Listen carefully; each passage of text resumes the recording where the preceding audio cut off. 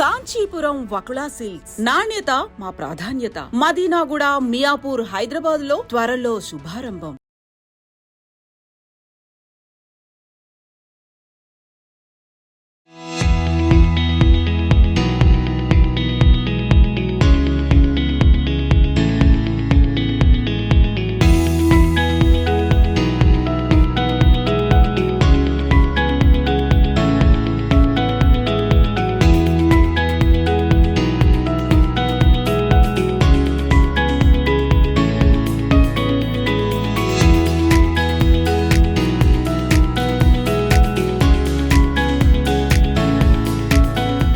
Welcome to iDream. నేను మీ Lakshmi.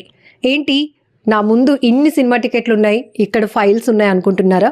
Yes, ఆయన అభిమానం అలాంటిది. విశాఖ పోలీస్ డిపార్ట్మెంట్ ట్రాఫిక్ విభాగంలో పనిచేస్తున్న వెంకట్రావు గారికి సినిమాలంటే ఎంత అభిమానమో ఎవ్వరం చెప్పలేం. ఎందుకంటే ఈ సినిమా టికెట్లు, ఈ కలెక్షన్ చూస్తే అర్థమైపోతుంది.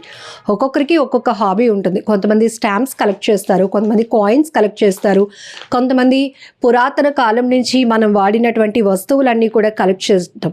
ఇలాంటిది ఒక్కొక్కరికి ఒక్కొక్క హాబీ ఉంటుంది. ఈయన మాత్రం డిపార్ట్మెంట్లో పని చేయకముందు సినిమాలంటే ఆయనకి ఎంత డెడికేషనో ఇక్కడ ఉన్నటువంటి ఈ మూవీ టికెట్స్ చూస్తే అర్థమవుతుంది. ఇక్కడ మీరు చూస్తున్నారా, రూపాయి పావలాకి అప్పుడు రాజ్ కమల్ థియేటర్లో ఏ సినిమా చూశారు, ఆ సినిమా తాలూకా డైరెక్టర్ ఎవరు, హీరో ఎవరు సహా వెనకాతల పెన్తో కూడా రాసుకున్నారు. అంత డెడికేషన్ అనమాట. సో ఇక్కడ ఇంకా చాలా ఫైల్స్లో కూడా మూవీ టికెట్స్ ఉన్నాయి. ఇప్పటి వరకు 1800 సినిమాలు చూశారంట. అంటే 1800 సినిమా తాలూకా డీటెయిల్స్ అన్నీ కూడా వెంకట్రావు గారు ఎంత భద్రంగా దాచుకున్నారో ఇక్కడ మీకు అర్థమవుతోంది కదా. ఒకసారి వెంకట్రావు గారితో మాట్లాడదాం. నమస్తే అండి. మేడం గారు నమస్తే అండి. ఎస్, ఇప్పుడు వైజాగ్ ట్రాఫిక్ డిపార్ట్మెంట్లో పనిచేస్తున్నారు. దానికి ముందు మిమ్మల్ని కదిలిస్తే ప్రతి సినిమా ఏ థియేటర్లో ఎన్ని రోజులు ఆడిందో కూడా మీరు చెప్పేస్తారు.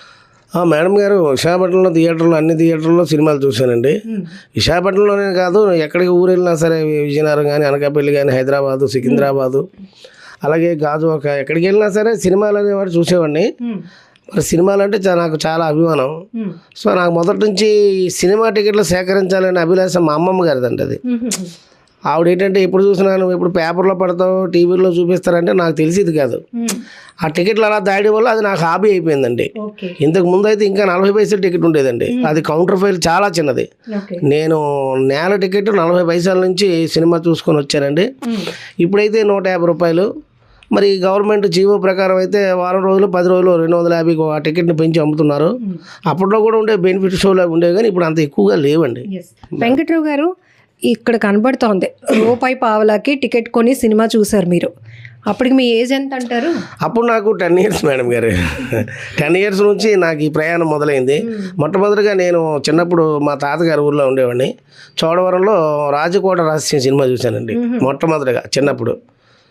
అప్పటి నుంచి మరి అది అలాగా ప్రయాణం సాగుతుంది మేడం గారు. ఇప్పటికి 40 సంవత్సరాలు అయింది. ఈ 40 సంవత్సరాల నుంచి నా దగ్గర టికెట్ల సేకరణ మాత్రం అలాగే ఉందండి. ఇప్పుడు కూడా నేను డిపార్ట్మెంట్కి రాకముందు నేను టైలర్ అండి, టైలరింగ్ చేసేవాడిని, కాస్ట్యూమ్ డిజైనింగ్ చేసేవాడిని. తర్వాత డిపార్ట్మెంట్కి వచ్చాను మేడం గారు. ఈ డిపార్ట్మెంట్కి వచ్చిన తర్వాత కూడా ఏ రోజు కూడా ఎప్పుడూ ఆపలేదండి. దీనికి ముఖ్య కారణం మా అమ్మమ్మ గారండి మేడం. ఇప్పుడు 1987 నుంచి మీరు ఈ సినిమా 85 అండి, 1985 నుంచి ఈ టికెట్ల సేకరణ కంటిన్యూగా సాగుతూనే ఉందండి. ఇంత భద్రంగా ఎలా దాచగలిగారు? అసలు ఎక్కడ చెక్కు చెదరకుండా రూపాయి పావలా, 2 రూపాయలు, 3 రూపాయలు, ఇంకా 3 రూపాయల 50 పైసలు, చాలా వరకు ఉంది కాస్ట్. అదే మేడం గారు, మొట్టమొదటి నుంచి ఏంటంటే నేను టికెట్లు భద్రంగా ఉంచాలని 40 పైసల టికెట్లు ఉండేవి. అవి కొన్నాళ్ళు చెదలు పట్టేసి పోయండి. అప్పుడు ఏం చేశానంటే ఒక మిత్రుడు చెప్పడం వల్ల ఈ ఫోల్డర్లోని భద్రపరిచానండి. 40 పైసలకి కొన్న టికెట్లు కూడా ఉండేవండి. 40 పైసలు ఉండేవండి. 40 పైసలు, 60 పైసలు, 90 పైసలు, ఆ తర్వాత రూపాయి పావలా అయిందండి. అప్పటి నుంచి కూడా టికెట్లు నా దగ్గర ఉన్నాయి. ఈ ఫ్రెండ్ చెప్పడం వల్ల ఇలాగా ఈ ఫోల్డర్లో భద్రంగా దాచిపెట్టానండి. వీటికి ఇప్పుడు ఒక 40 ఇయర్స్ నిండిపోయాయండి. అంటే సినిమాలంటే ఇంత అభిమానం మీకు ఉంది కదా, మరి సినిమాల్లో యాక్ట్ చేయాలన్న ఆలోచన, ఇష్టం కూడా ఉందా? ఏం లేవు మేడం గారు. సినిమా చూశాను. ఇప్పుడు ఏంటంటే ప్రేక్షకులు ఆదరిస్తేనే సినిమా అంటారు ప్రతి ఒక్కరు. ప్రేక్షక దేవుళ్ళకి వందనాలు అభివందనాలు అని చెప్తారు ప్రతి ఒక్కరు కూడాను. స్టేజ్ ఎక్కగానే హీరో కానివ్వండి, హీరోయిన్ కానివ్వండి, డైరెక్టర్ కానివ్వండి, రచయిత కానివ్వండి, ఎవరైనా సరే ఇప్పుడు ఇంతమంది ప్రేక్షకుల గురించి చెప్పేటప్పుడు నేను ప్రేక్షకుణ్ణి, అందులో మీరు కూడా ఒకరు. నేను ప్రేక్షకుణ్ణి. సో నా దగ్గర 40 సంవత్సరాల నుంచి నేను సినిమాలు చూశాను, నా దగ్గర టికెట్స్ ఉన్నాయి, నన్ను మీరు గుర్తించండి అని సినిమా పరిశ్రమలో ప్రముఖులందరినీ కోరుకుంటూనే ఉన్నాను. కానీ ఇంతవరకు ఎవరు రెస్పాన్సిబిలిటీ లేదండి. మేడం గారు చాలా మంచి విషయం చెప్పారు. ప్రతి హీరో ఏ స్థాయికి ఎదిగినా కూడా మొట్టమొదటిగా మేము ఈ స్టేజ్ మీద ఈ స్థాయిలో ఉన్నాము అంటే మీ ప్రేక్షక దేవుళ్ళ ఆదర అభిమానాలని ఖచ్చితంగా చెప్తారు. సో అలా చెప్పడం కూడా ఒక గర్వం. మాకు కూడా అభిమానులకి కూడా ఒక రెస్పెక్ట్ ఇస్తున్నారు, గౌరవం ఇస్తున్నారు అని ఒక ఆలోచనతో ఈరోజు సినిమాల పైన ఉన్నటువంటి అభిమానమే ఈ టికెట్ కలెక్షన్ అని చెప్పొచ్చు. దాదాపు 1985 సంవత్సరం నుంచి ఇన్ని టికెట్స్ ఆయన కలెక్ట్ చేశారు. కలెక్ట్ చేయడమే కాదు, హాబీని ఎంత భద్రంగా ఉంచుకున్నారో ఇదిగో ఈ టికెట్లు ఇప్పుడు కూడా మనం లెటర్స్ ఎక్కడ చెక్కి చెదిరిపోకుండా కనబడుతున్నాయి, ఇంత బాగా దాచారు. సో ఇంతకుముందు ఏమైనా టాప్ హీరోస్ని కలవటం కానీ అలాంటి ఆపర్చునిటీ వచ్చిందా మీకు? హీరోలు కలవలేదు మేడం గారు, డైరెక్టర్ని నిర్మాతలు కలిశానండి. అలా కేసీ రామారావు గారు, కేసీ శేఖరబాబు గారు, చనిపోయారు శేఖరబాబు గారు, అలాగే తమ్మారెడ్డి భరద్వాజ్ గారు, రాఘవేంద్ర గారిని కూడా కలిశాను. అందరూ ఏంటంటే హైదరాబాద్ రండి మాట్లాడదాం అంటారు. అలాగే మా అసోసియేషన్ దీంట్లో కూడా నేను పెట్టాను, కానీ ఎవరో నాట్ రెస్పాన్సిబిలిటీ మేడం గారు, ఎవరో రెస్పాన్స్ తీసుకోలేదు. అలాగే మన సినీ హీరో శివాజీ రాజా గారికి కూడా చెప్పడం జరిగింది. అలాగే మన కళ్ళు సినిమా డైరెక్టర్ ఎంవి రఘు గారు, అందరూ ఫోన్ నెంబర్లు ఉంటాయి మేడం, అందరితో పరిచయం ఉంది. కానీ ఇది ముందుకేమి వెళ్ళలేదండి. ఇది ఒక అడుగు ముందుకేస్తే 100 అడుగులు వెనక్కి వచ్చేస్తుంది. నా 40 సంవత్సరాల ఇండస్ట్రీ ఇది. ఇప్పుడు ప్రతి ఒక్కరు చెప్తారు నాకు 50 సంవత్సరాలు పూర్తయిందండి, 40 సంవత్సరాలు పూర్తయిందండి అంటారు. సో నేను 40 సంవత్సరాల కింద టికెట్ ఎలా ఉందో, మీ ఏజ్ పక్కన పెడితే మీ అభిమానంకి ఎన్ని సంవత్సరాలు టికెట్లు మీరు ప్రూవ్ చూపించారు. 100% మేడం గారు. ప్రతి టికెట్ నేను 40 సంవత్సరాల కింద టికెట్ ఎలా ఉందో ఇప్పుడు తీసిన టికెట్ ఎలా ఉందో చూడండి, రెండు పక్క పక్కన పెడితే ఒకలాగా ఉంటాయి. అంత భద్రంగా, అంత బాధ్యతగా నాకు సినిమాల మీద ఉన్న అభిమానంతో.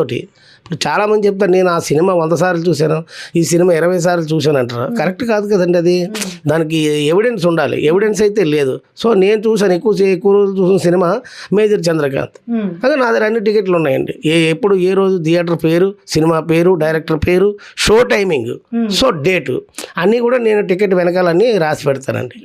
అంటే బిఫోర్ దిస్ డ్యూటీ మీరు 40 ఇయర్స్ నుంచి చేస్తున్నారు కాబట్టి ఇన్ని ఎవిడెన్స్లతో సహా మీరు అంతా కూడా చాలా భద్రంగా ఒక అభిమానికి ఎలాంటి మంచి లక్షణాలు ఉండాలో అది మీరు ఒక హాబీగా మలుచుకున్నారు. ఇప్పుడు డ్యూటీలో కూడా మీరు ట్రాఫిక్లో ఉంటారు కదా, సో చాలా వరకు యాక్సిడెంట్లు చూస్తున్నారు, చాలా ప్రమాదాలు చూస్తున్నారు. అయ్యయ్యో అని మీరు అప్పటి వరకు సిగ్నల్లో మీ విధులు నిర్వహిస్తున్న టైంలోనే ప్రమాదాలు జరిగినప్పుడు పరుగులు పెడుతూ ఉంటారు. ఒక తండ్రిలో ఉన్న ఆలోచన వస్తుంది, లేకపోతే ఒక అన్నగా వస్తుంది, ఇట్లా అయ్యో చిన్న వయసులో వాళ్ళు ఇలాంటి ప్రమాదాలు. సో దాంతో ఇన్స్పైర్ అయ్యి కూడా మీరు చాలా స్లోగన్స్ రాశారు ట్రాఫిక్ పైన. మేడం గారు ఇప్పుడు ఎలా ఉంటుందంటే నేను 20 ఇయర్స్ అవుతుందండి డిపార్ట్మెంట్కి వచ్చి. నేను ట్రాఫిక్ కోసమే నన్ను ఎంపిక చేశారండి. నేను కేవలం ట్రాఫిక్ విధులే కాదు, నేను కూడా యాంకర్ని. దాని మీద స్లోగన్స్ కూడా రాశాను మేడం గారు.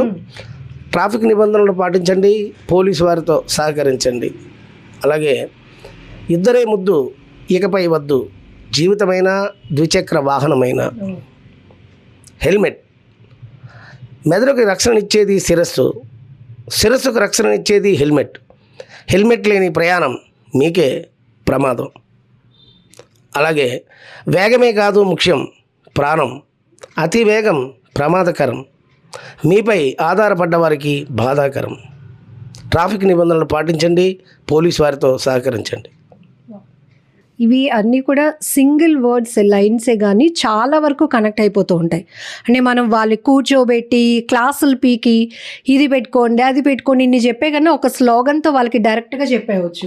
ఎస్ మేడం గారు, ఎక్కడున్న పాయింట్లో విశాఖపట్నం సిటీ ట్రాఫిక్లోని నేను చాలా సర్వీస్ చేశాను. ప్రతి దగ్గర కూడా సీడీస్, క్యాసెట్లు కూడా ఇవ్వడం జరిగింది. ప్రతి జంక్షన్లో కూడా ట్రాఫిక్ అవేర్నెస్ ప్రోగ్రామ్ చేసామండి. చాలా చక్కగా చేసాం. ట్రాఫిక్ నాకు ఉన్నది ఒకటేనండి, నాకు ట్రాఫిక్ బాగుండాలి, నా పాయింట్లో ఏమీ జరగకూడదు. నా 20 ఇయర్స్లో కూడా ఎక్కడ కూడా నా పాయింట్లో ఎవరైనా పడిపోయినా లేచి వెళ్ళిపోవడమే, అంతేగాని ఎటువంటి పెద్ద యాక్సిడెంట్లు అయితే జరగలేదు మేడం గారు. నేను తెల్లవారులేసి 100 దేవుళ్ళకి దండం పెట్టుకొని వస్తాను, నా పాయింట్లో ఏమి జరగకూడదని. అదేనండి. సో వీటితో పాటు అసలు సినిమా హీరోస్కి అతీతంగా మీరు అన్ని సినిమాలు చూసారు మోస్ట్లీ. బాగా ఇష్టమైనటువంటి అభిమాన హీరో ఎవరండి మీకు? మా పాత ఎన్టీ రామారావు గారు అండి. ఎన్టీ రామారావు గారు నాకు అభిమానం అంటే ఎన్టీ రామారావు గారు అండి. అలాగే ఆ హీరో సినిమా చూడాలి, హీరో సినిమా చూడాలని నాకేం లేదండి. తెలుగు, హిందీ, ఇంగ్లీష్, మలయాళం, తమిళం, ఈ ఒరియా సినిమా కూడా చూశానండి. ఒరియా అంటే బరంపురం వెళ్ళినప్పుడు ఒరియా కూడా సినిమా చూశాను. చొక్కాకు సబు దిగుచ్చి అని ఒరియాలో కూడా ఒక సినిమా చూశాను మేడం గారు. అందరు హీరోలు, నాకు హీరోలు తాలూకా ఏం లేదండి. అందరు సినిమాలు, అందరు హీరోలు. ఏ సినిమా ఎక్కువ సార్లు చూసారు? హైయెస్ట్ సినిమా మేజర్ చంద్రకాంత్ అండి, మెలోడీ థియేటర్. అలాగే నేను ఎక్కువగా సినిమాలు చూసిన థియేటర్ రాజ్కమల్ అండి. రాజ్కమల్ థియేటర్ ఎక్కువగా చూశాను. దాదాపు 75 నుంచి 80 సినిమాలు ఆ థియేటర్లోనే చూశాను మేడం గారు. మరి విశాఖపట్నంలో అంటే ఇప్పుడు థియేటర్లు ఏం లేవండి, అన్నీ చాలా మటుకు తీసేశారు. ఆ ఉన్న థియేటర్లు కూడా కొద్దిగా రన్ అవ్వట్లేదు మేడం గారు. ఇప్పుడు సినిమాకి థియేటర్కి వెళ్ళి ప్రేక్షకుడు చూసే రోజులు పోయాయండి. ఒకటండి, ఈ మధ్య కాలంలో సినిమా పరిశ్రమలో ఒక సినిమా 50 రోజులు ఆడింది, ఫంక్షన్ చేస్తున్నాం అనేది మాత్రం ఈ సంక్రాంతికి వస్తున్నాం రా అనే సినిమా ఒకటే జరిగిందండి. ఇంతవరకు అయితే లేదు మేడం గారు. 50 రోజులు చాలా రోజులు మేడం గారు. అప్పట్లో అంటే 50 రోజులు సినిమా ఆడిందంటే సీల్స్ ఇచ్చేవారు, ఫంక్షన్ చేసేవారు, దాన్ని 100 రోజుల వరకు తీసుకెళ్లేవారు, ఫంక్షన్ చేసేవారు. ఇప్పుడైతే ఆ ఛాయలు ఏం కనపడలేదు మేడం గారు. మళ్ళీ కొత్త ట్రెండ్ వచ్చింది మళ్ళీ. ఎందుకంటే ఈ సెల్ ఫోన్ల వల్ల అయిపోతుందండి సమయం అంతా. సినిమా ఇండస్ట్రీ రోజు ఒక స్థాయిలోకి ఎదిగిందంటే అభిమానులు ముందు అంత ఆదరించబట్టి ఒక సినిమా తీస్తే దాన్ని హిట్ చేసే విషయంలో ఎంతకైనా వాళ్ళు సెలబ్రేషన్స్ కానీ ఇంట్లో పండగలా చేసుకునేవాళ్ళు. సో ఆ స్థాయిలో 100% మేడం గారు. సినిమాకి ప్రేక్షకుడే దేవుడు అండి అని అందరూ అంటారు, కానీ ఆ దేవుడిని ఎవరు పట్టించుకోరు. అంటే నేను దేవుడిని అని చెప్పట్లేదు మేడం గారు. సినిమా హిట్టా ఫట్టా అనేది ఒక రోజులోనే తెలిసిపోద్ది. కానీ దాని అభిమానం తండ్రి, ఇప్పుడు రామారావు గారు రామారావు అభిమానులు ఉంటారు, నాగేశ్వర అభిమానులు ఉంటారు, కృష్ణ అభిమానులు ఉంటారు, చిరంజీవి అభిమానులు ఉంటారు. ఎవరు అభిమానులు ఉన్నా సినిమా మనసుకు నచ్చినప్పుడు థియేటర్కి వెళ్ళి చూడడం చాలా ఆనందం అండి. ఇప్పుడు ఈ సంక్రాంతికి వస్తున్నావురా అనే సినిమాని 80 ఇయర్స్ పైబడిన వాళ్ళు కూడా సినిమాకి వచ్చి చూసారండి. అంత మరి చూసారంటే ఆ సినిమాలో చాలా గమ్మత్తు ఉంది. చక్కగా అనిల్ రావుపూడి గారు దర్శకుడు ఎక్కడ కూడా ఏ సన్నివేశం కూడా ప్రేక్షకుడికి బోర్ కొట్టకుండా తీశారండి. హ్యాట్సప్ టు డైరెక్టర్ గారు, మేడం గారు. అంటే మిస్ అవుతున్నామా అప్పటి సినిమాలకి ఇప్పుడు సినిమాలకి? చాలా అండి, చాలా %. అప్పుడు రాజేంద్ర ప్రసాద్ గారు ఉండేవారు. అతని సినిమాలు ఎక్కువ చూశాను నేను. రాజేంద్ర ప్రసాద్ గారి సినిమాలన్నీ అంత హాస్యమే, చాలా బాగుండేది. ప్రతి ఒక్కరి ఇళ్ళల్లో సీడీలు ఉండేవి, అందరూ సినిమా చూసేవారు. బోరు కొట్టినప్పుడు, మనసు బాగోలేనప్పుడు చూసేవారు. ఇప్పుడు అది ఏం లేదు మేడం గారు. అందరూ కూడా సెల్ ఫోన్తోనే గడిచిపోతున్నారు. ఇప్పుడు అంటే మీరు డ్యూటీ చేసినా out of duty hours cinema hobby continue అవుతుందా? అది 100% మేడం గారు. అది పని, అది కూడా పనికి ఆహార పథకం లాంటిది సినిమా చూడడం మేడం గారు. Relief, mind relax. డ్యూటీలో చాలా డెడికేటెడ్ గా ఉండాలంటే కొంచెం స్ట్రెస్ ఫ్రీగా కూడా ట్రాఫిక్ చేయడం చాలా కష్టం మేడం గారు.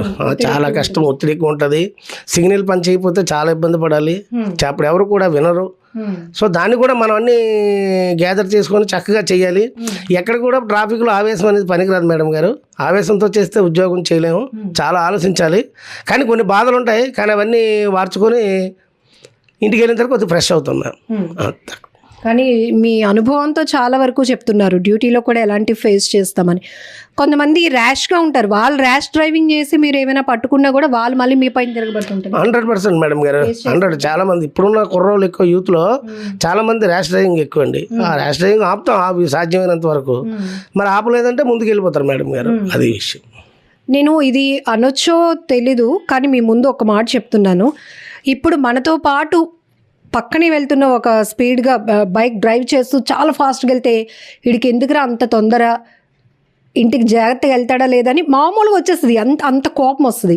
మరి మీరు అక్కడే ఉంటారు కదా, అక్కడే డ్యూటీ చేస్తారు. మీరు చెప్పారు ఇందాకలా స్ట్రెస్ చాలా ఉంటుంది, బట్ ప్రశాంతంగా డ్యూటీ చేయాలి అని. ఏమనిపిస్తుంది కొంతమంది వెళ్ళే స్పీడ్ చూసినా, ర్యాష్ డ్రైవింగ్ చూసినా ప్రమాదంలో పడబోతున్నాడు అనే ఇండికేషన్ మీకు వచ్చేస్తుందా? 100% మేడం గారు. ఇప్పుడు మాకు ఇక్కడ ఈ పాయింట్లో స్పీడ్కి వెళ్ళారంటే పక్క పాయింట్కి మేము అలర్ట్ చేస్తాం. అందులో ఇప్పుడు వచ్చేదంతా ఎండాకాలం, మాకు చాలా ఇబ్బంది ఉంటుందండి. 90% అంతా డల్ అయిపోతాం. ఎందుకంటే ఆ రోడ్డు మీద నిల్చొని ఉండాలి. 4 hours 8 hours ఉండాలి, ఒకసారి 4 hours ఉండాలి. ఇప్పుడు బందోబస్తులు అనుకోండి, కంటిన్యూగా నిల్చొని ఉండాలి.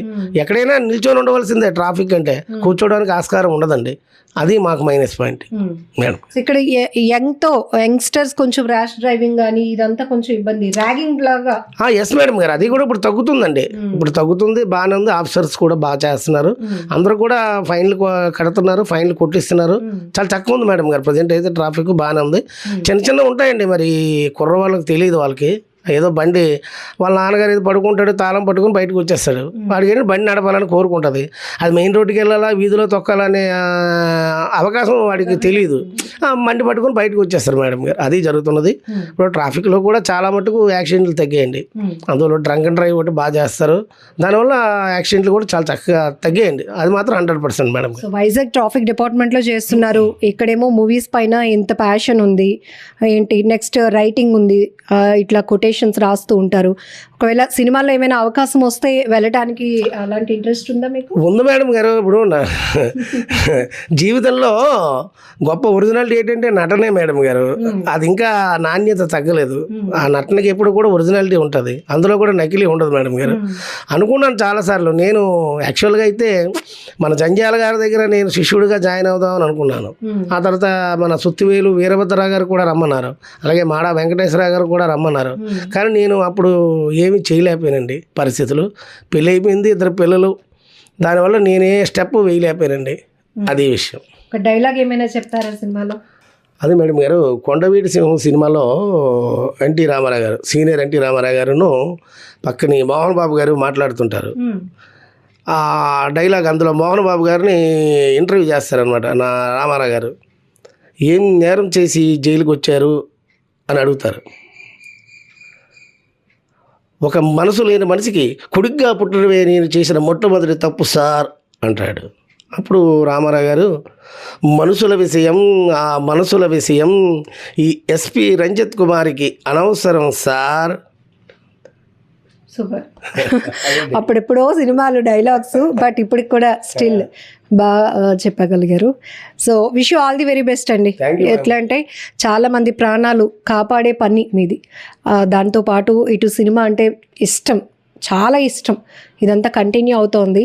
సో ఈవెన్ మీకు మంచి అవకాశాలు రావాలని మేము కూడా మనస్ఫూర్తిగా కోరుకుంటున్నాం. థ్యాంక్ యూ మేడం గారు. Thank you. మీ ప్రేక్షకులకి, మీ ఐ డ్రీమ్ ఛానల్ ప్రేక్షకులకి అందరికీ నమస్కారం అండి. Thank you.